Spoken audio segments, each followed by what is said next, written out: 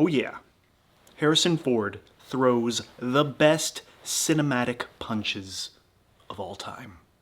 And if you disagree with me, I'll punch you.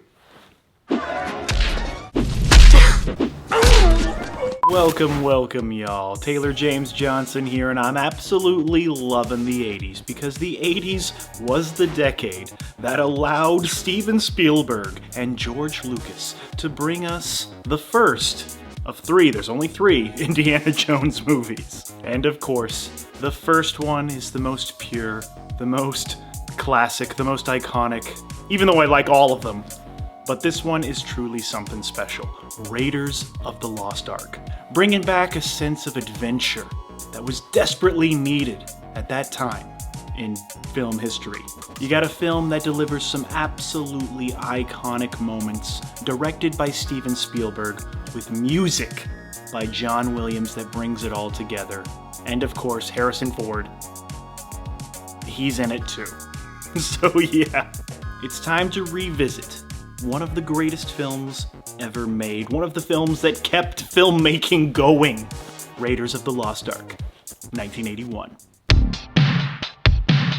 Before Harrison Ford dusts off his fedora and rethreads his trusty bullwhip for Indiana Jones and the Dial of Destiny, we're looking back at the film that launched one of the most iconic action-adventure franchises in Hollywood history, Raiders of the Lost Ark. The brainchild of George Lucas and his close friend Steven Spielberg, their collective vision for Dr. Henry Walton Indiana Jones Jr. evolved from their love of old adventure serials. They saw Indy as an American equivalent of James Bond, an explorer who uncovers artifacts and punches Nazis, instead of fighting for Queen and country and sleeping with the enemy. After Ford's scruffy nerf herder from Star Wars, Han Solo, became frozen in carbonite at the end of The Empire Strikes Back, the actor began searching for a project to boost his rising star to new heights. You want me to stay because of the way you feel about me? Yes! You're a great help to us. You're a natural leader. No! That's not it. Fortuitously, Lucas had been toiling with ideas to introduce audiences to a rough-and-tumble archaeologist since 1973. With the help of a few friends, Lucas and his team were finally ready to crack the whip on Indy's introduction. Lucas began focusing on Indy's first adventure after wrapping up the coming-of-age comedy drama American Graffiti. Inspired by serial dramas like Buck Rogers, Zorro's Fighting Legion, Don Winslow in the Army, and the 12-episode Fawcett Comics adaptation Spy Smasher, Lucas longed to thrust a lion-hearted hero into danger and mystery like the champions of his youth. When he failed to obtain the Flash Gordon rights for an Interstellar adaptation, he put the idea for Indy on the back burner and blasted off to a galaxy far, far away for Star Wars: A New Hope. Chewie here tells me you're looking for passage to the Alderaan system. Yes, indeed. If it's a fast ship. Fast ship? You've never heard of the Millennium Falcon? Should I have? By the time 1975 came around, Lucas was ready to share his idea with Philip Kaufman, a fellow director and screenwriter. Initially, Lucas named the concept The Adventures of Indiana Smith for his Alaskan Malamute dog.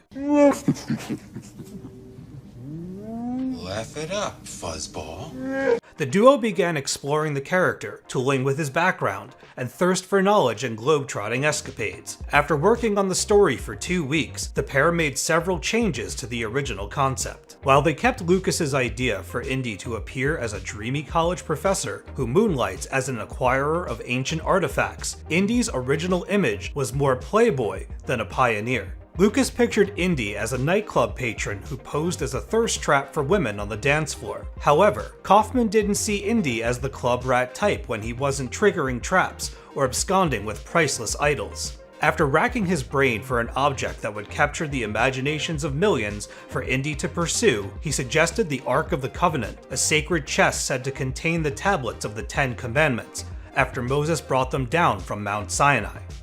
And if you put the staff in a certain place at a certain time of day, the sun shone through here and made a beam that came down on the floor here and gave you the exact location of the Well of the Souls. Beyond serving as a vault for the tablets, the Ark of the Covenant is one of the most priceless artifacts in any religious culture. In Raiders of the Lost Ark, the contents of the mythical chest could grant any army unfathomable power. This feature makes the Ark a formidable weapon for flag flyers and tyrants alike, capable of turning any military force into orchestrators of oblivion. Kaufman imagined this power in the hands of someone like Adolf Hitler, bringing the concept of Raiders of the Lost Ark one step closer to becoming a reality. Let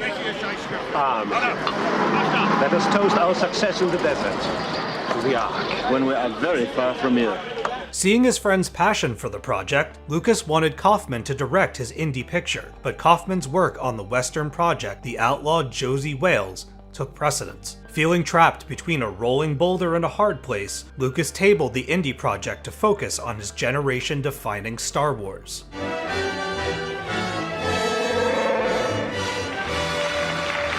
In 1977, while vacationing in Hawaii on a beach near Mauna Kea, Lucas invited Steven Spielberg to meet him and discuss upcoming collaborations. Spielberg wanted to go behind enemy lines for a Bond movie, but Lucas pitched him The Adventures of Indiana Smith instead. Several months later, Spielberg accepted the gig, with more changes to the story and characters soon to come. One of Spielberg's first orders of business was to hire Lawrence Kasdan to write the script. Kasdan was as green as they come when he signed on to write Raiders of the Lost Ark, but Spielberg vouched for him, and Lucas enjoyed his script for Continental Divide, the 1981 romantic comedy starring John Belushi, Blair Brown, and Alan Garfield.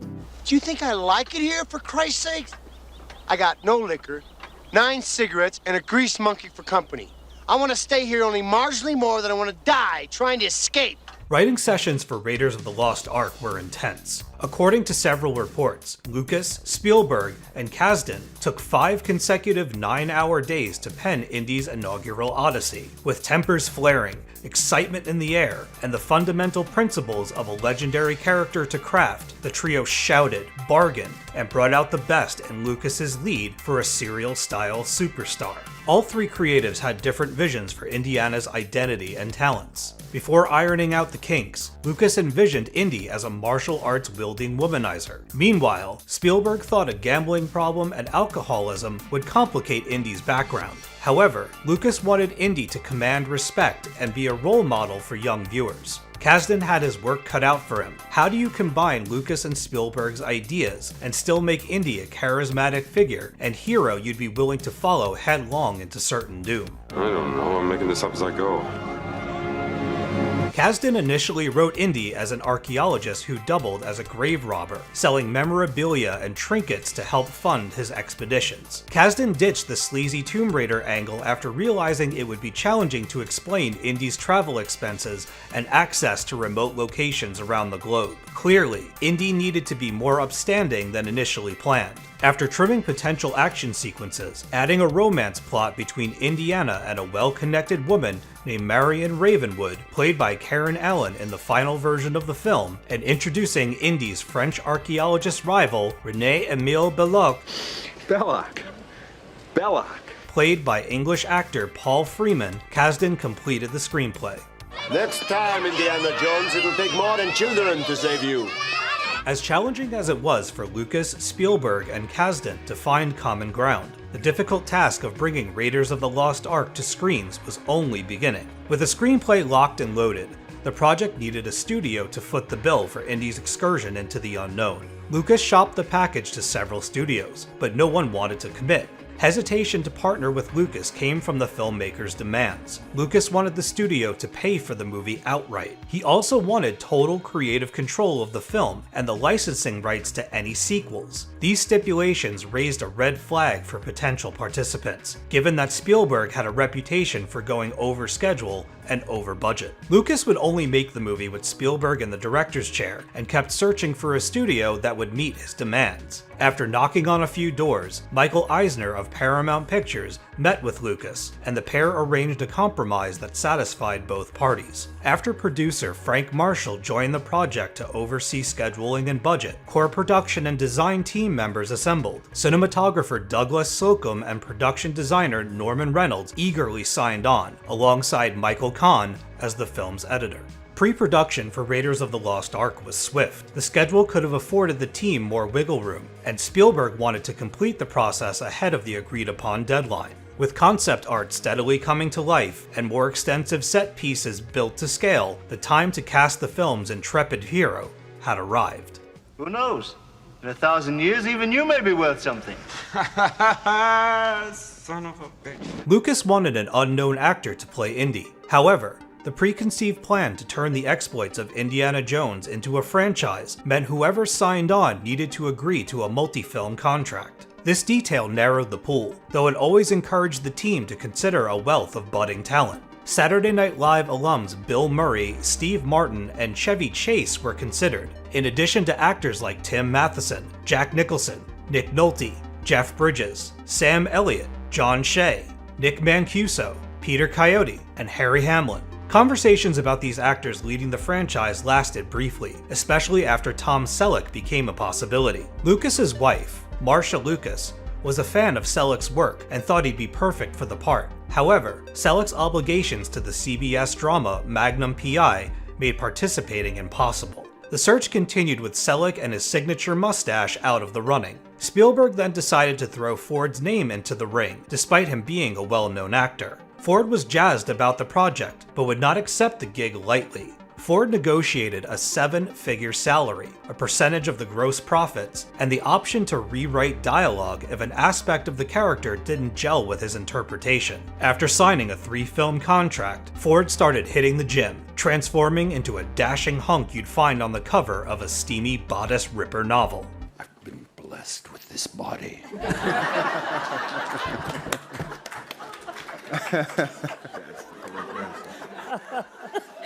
Thanks for noticing. After Ford joined the project 3 weeks before principal production began, the film needed a female lead to play Marion Ravenwood, a tough-as-nails woman of her word to match Indy's charisma, bravery, and bold sense of adventure. Marion and Indy's on-again, off-again courtship is the stuff of legend, and the search for an actress to play the part was difficult to manage. At the start, Lucas wanted Deborah Winger to play the role, but she refused. Spielberg proposed the part to his girlfriend, Amy Irving, but her schedule kept her from participating. Sean Young played Marion during the screen tests. However, the role ultimately went to Karen Allen, whose role in National Lampoon's Animal House helped make her an obvious choice. Boy, you're something! Yeah, I'll tell you what!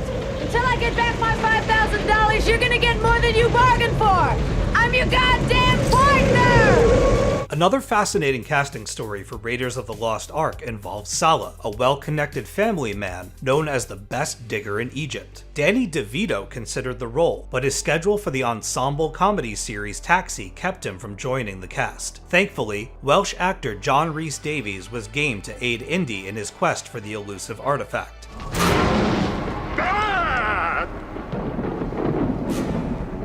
Sorry, Indy. The core Raiders cast was ready to make cinematic history, with Paul Freeman playing the snide villain Balak, Ronald Lacey as the Nazi interrogator Top, and Alfred Molina making his leap to the silver screen as Satipo. No time to argue. Throw me the idol, I throw you the whip. Give me the whip! Adios, señor.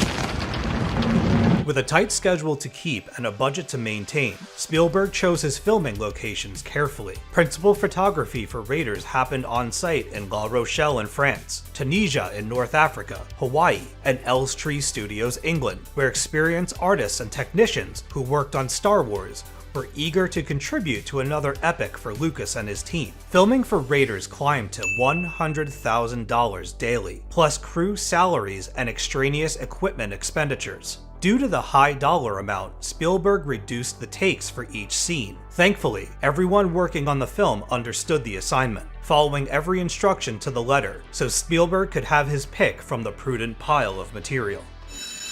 Any questions, Vince? No, okay, that's it for the day then. Unfortunately, all the careful planning could not keep the famous Well of Souls scene from derailing the meticulous timeline. The scene required more snakes. However, there wasn't enough anti-venom on the set, and Stanley Kubrick's daughter, Vivian, outed the production by calling the RSPCA. In addition to pointing out the meager supply of medicinal materials, Vivian told the Royal Society for the Prevention of Cruelty to Animals that cast and crew members had crushed snakes beneath their feet while traversing the set. Production on the film shut down for a full day before Spielberg could rearrange the location for the film's fork-tongued co-stars. While Ford embraced the 6,000 tangles of writhing knots, Karen Allen remained unimpressed. Allen's wardrobe required her to wear a white evening dress, offering little protection from pythons that latch on when they strike. After a few close calls, the scene's animal handler, Steve Edge, shaved his legs, slipped into the dress, and finished Allen's footage. There's even a story about Spielberg throwing tarantulas and snakes at Allen's head to capture genuine screams from the actress. The experience scarred Allen, causing her to become suspicious each time Spielberg wasn't in plain sight. It's a fact that Allen hated aspects of working on Raiders of the Lost Ark. As if the experience with the snakes wasn't enough, Allen despised the catacombs action sequence involving Indy and Marion escaping incarceration from a tomb populated with mummified remains. Tom Smith, who fabricated the mummies, reached out to the London College of Surgeons for real skulls to get his models as close to the real thing as possible. After many hours of careful construction, Smith assembled a mass of decomposing bodies, each more hideous and lifelike than the next. The scene took about 9 days to film, with bodies falling on Allen with every take. The less than ideal filming condition came after nearly 2 weeks of snake torture while filming The Well of Souls. After the production moved to Tunisia, where Spielberg planned to shoot the film's Egyptian scenes, tragedy struck. In addition to extreme weather conditions, including heat of 130 degrees Fahrenheit, over 150 crew members, including Ford, became sick with amoebic dysentery. Because the cure for dysentery isn't as simple as hitting reset on the Oregon Trail, Spielberg had no choice but to let the sickness run its course. Thankfully, Spielberg was one of the lucky few who remained unaffected, so he soldiered on. Bad dates. Meanwhile, Spielberg's budget concerns increased. Delays and last-minute revisions to the script cost the team money, forcing Spielberg to reduce scenes he'd been planning for months. Imagine spending weeks training for an epic fight scene, only to have the altercation shortened to a brief scuffle in the sand. Despite the brutal weather, not everyone who showed up for the film got their moment in the sun.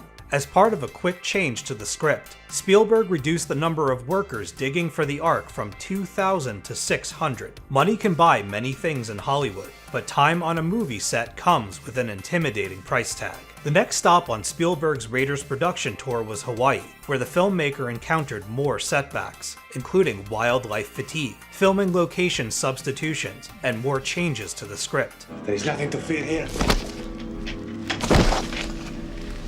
Scares me. Thankfully, some improvised scenes resulted in more robust character development, including Marion using her ability to drink men under the table, to disarm Belloc, and concealing a weapon in her evening gown. These scenes help demonstrate Marion's wit and resourcefulness, making her far more than a prototypical damsel in distress. You Americans, you're all the same. Always overdressing for the wrong occasions. You don't need me to tell you that an epic hero requires a monumental score to play alongside his death-defying acts of daring do. Lucas and Spielberg's golden idol, John Williams, provided the music for Raiders of the Lost Ark. Williams became enchanted by the opportunity when Spielberg said the score needed to be unconventional and exciting. Knowing he could push the limits of his skills and craft a score as fearless as the film's lion-hearted champion, Williams began writing some of the most memorable themes in cinema. Even if you're not a film buff, people recognize the Raiders March when they hear it. The song's arrangement resulted from a collaborative effort between Williams and Spielberg. At the start, Williams presented Spielberg with 2 melodies. And so he had 2 choices, and I think my only input was to say, can't you use both? And he did. He made the latter the bridge, and he made the former the main theme. Both sections complemented each other perfectly, providing Indy with a rousing composition to accompany his thrilling expeditions. Williams reworks the Raiders March piece multiple times throughout the film. Listening closely, you'll hear sections of the song repurposed for other exciting scenes, including when Indy searches for Marion in a cluster of wicker baskets, the Nazi car chase, and Indy's aircraft battle with a giant Nazi mechanic. Williams's musical catalog is the stuff of legend, though there's a case for Raiders of the Lost Ark being among his best efforts. When I wrote the music for Raiders of the Lost Ark, I think I understood that that was to be the first in the series.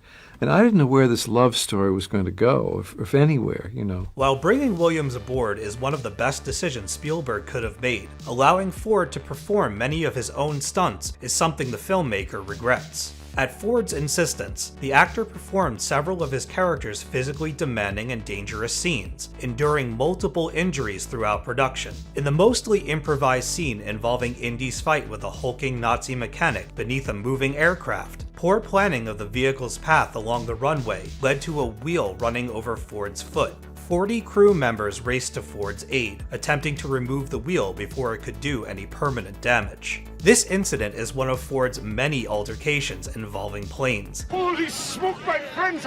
I'm so pleased you're not dead! In 1999, the actor and pilot needed to make an emergency landing in a riverbed. In 2000, Ford's Beechcraft Bonanza was blown off a runway.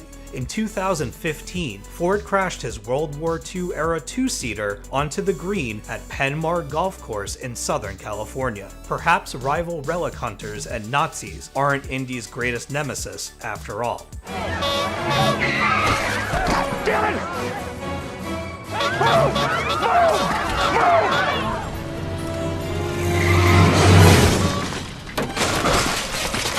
To help create the film's engaging effects, Spielberg turned to Lucas's Industrial Light and Magic studio, favoring practical effects over digital assets. Spielberg was hesitant about crowding Raiders of the Lost Ark with too many impractical elements. If Raiders of the Lost Ark was going to feature supernatural beings from beyond our realm, they needed to look damn good. Knowing that ILM could deliver, Spielberg trusted special effects guru Steve Gawley to create the film's epic finale, where Belloq, Dietrich, and Todt open the Ark, revealing a nightmarish torrent of tortured spirits. To create the effect, Gawley dressed an army of puppets in robes, submerged them in a cloudy water tank, and shot the effect in front of a blue screen. Meanwhile, a Lucasfilm receptionist swung from a suspended wire while dressed as a banshee for any close-up shots of the disturbing souls. I didn't get rid of the band and banshee by smiling at them.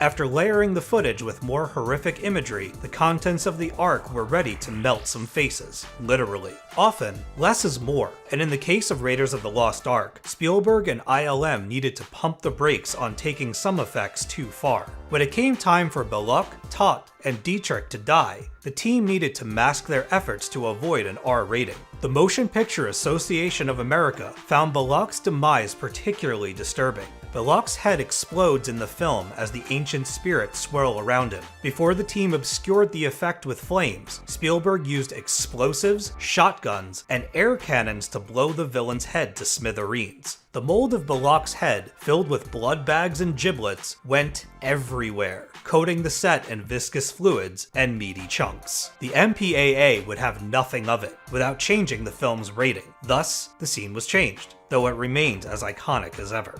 Don't look right! Keep your eyes shut! Raiders of the Lost Ark debuted in theaters on June 12, 1981, securing the #1 spot by the week's end. The film whipped up $8.3 million in ticket sales, becoming a pure sensation. Theatergoers and critics delighted in Indy's first adventure, with some calling the film an instant classic. After earning upward of $390 million worldwide, the legacy of Raiders of the Lost Ark knows no bounds. Spielberg's globe-trotting thrill ride helped launch one of the most influential action franchises in Hollywood history, paving the way for 4 sequels, a television series, video games, action figures, Lego sets, board games, and more. Now your fears have a name. The Indiana Jones Adventure, new at Disneyland. The cultural impact of the Indiana Jones franchise sits proudly alongside monolith properties like Star Wars, The Lord of the Rings, and Ghostbusters regarding fan fervor, mass appeal, and cosplay opportunities. Celebrated as a cultural touchstones in several territories, Indy is one of 2 characters from the film to achieve lasting appeal to the masses. Despite being uncomfortable with aspects of her character, and even lobbying for rewrites to alter her motivation throughout the adventure. Karen Allen's Marion is seen by many women as an action icon to aspire to. Allen still receives letters and comments from fans telling her how Marion helped change the game for female heroes on the silver screen, securing her place in Hollywood's history books as a bona fide badass. While I refuse to rank the Indiana Jones movies before we've had a chance to revisit them all, Okie dokie, Dr. Jones, hold on to your potatoes! It's difficult not to marvel at the movie magic happening in Raiders of the Lost Ark. Not only does the film hold up, it's aged like a fine wine. I wish I had more time to dig into other aspects of this incredible film, but we've covered a good spread. Raiders of the Lost Ark is an innovative product of passion for filmmaking. When I hear the stories behind the film, how difficult the filming conditions were, and how actors and crew soldiered through sickness and snakes. Snakes. Why did it have to be snakes?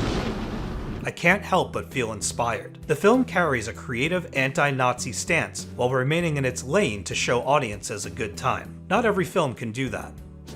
I don't know what they've got there. Well, I know what I've got here.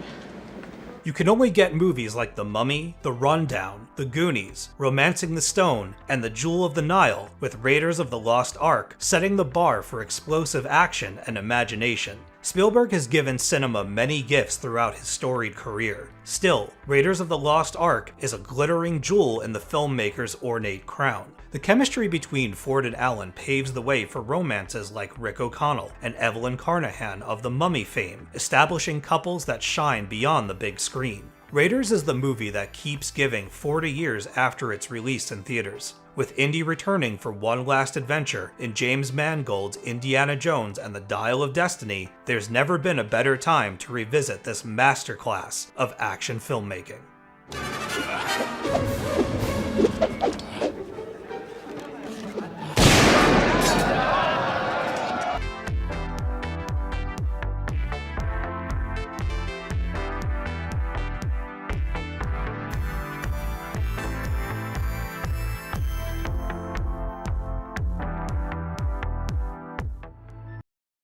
Thank you for clicking on our video, everybody. If you like what you saw here, please make sure you like the video and subscribe and share with your friends who like this sort of content. Joe Blow was created by movie fans for movie fans, and we appreciate your support.